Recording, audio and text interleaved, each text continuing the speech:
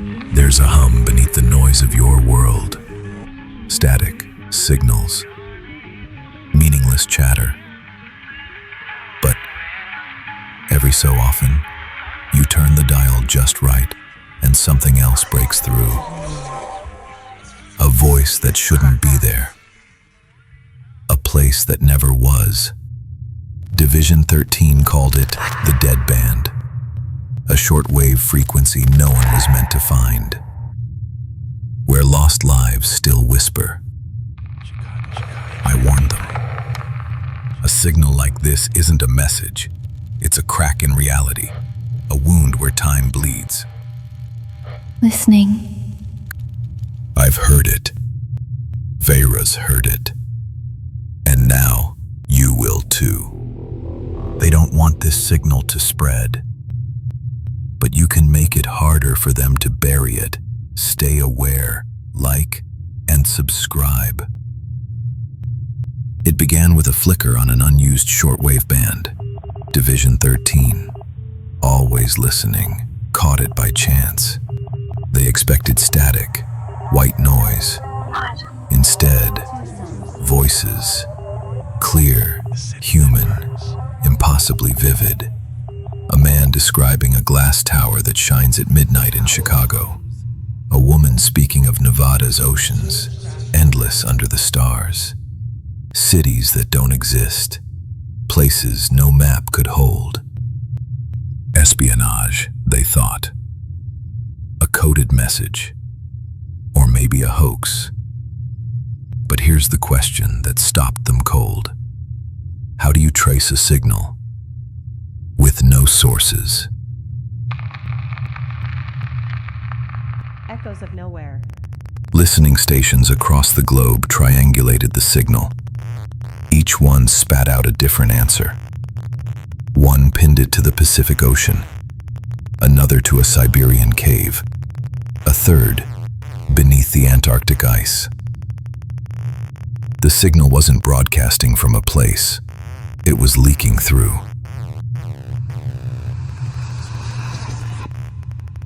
They sent field agents to the coordinates. One reported a town in the middle of the Sahara. Streets, lights, people. Another saw spires rising from an Oregon forest. By the time backup arrived, there was nothing. Just sand. Just trees. That should have been their first hint. They weren't hearing another place. They were hearing another time. Temporal displacement. Source undefined.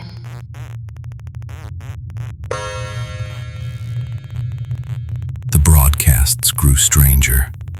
Not just fragments now, full monologues. A woman spoke of her job at the second White House in New York. A child described growing up under Arizona's two suns. Lives so detailed, so real, yet impossible. Agents started transcribing, but some stopped cold. They recognized the voices. Not exactly family, not exactly friends, but close. One operative swore he heard himself, describing a life where he never joined Division 13. A week later, his records were gone, erased, not dead, not missing, overwritten. Match confirmed. Subject identical. They named it the Dead Band. Division 13 locked it down. Protocols were strict. Never listen alone. Never transcribe without clearance. And never speak back. But someone did. A technician, curious or reckless, sent a test signal. "Hello?" he said into the void. Hours later, the void answered. His own voice, calm and clear, gave instructions. How to cross over. Turn the dial to 7887 kilohertz. They found him at dawn. Eyes wide, body cold, still in his chair. Every clock in the building stopped at 3:17 a.m. The Dead Band doesn't just carry sound. It carries choices. It is waiting. Here's the truth Division 13 buried. The dead band isn't random. It's the echo of timelines they erased. History bends, you see.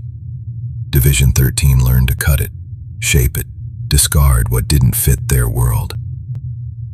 But nothing vanishes completely. I was there. What's erased lingers, caught in frequencies too faint for your ears, too sharp for reality to hold. The dead band is a scar. Those voices, lives severed, amputated, and you keep turning the dial. I was there. I was happy. Division 13 didn't stop. They built bunkers, isolated, soundproof. Test subjects, volunteers they called them, were exposed to the dead band. Hours, days, weeks.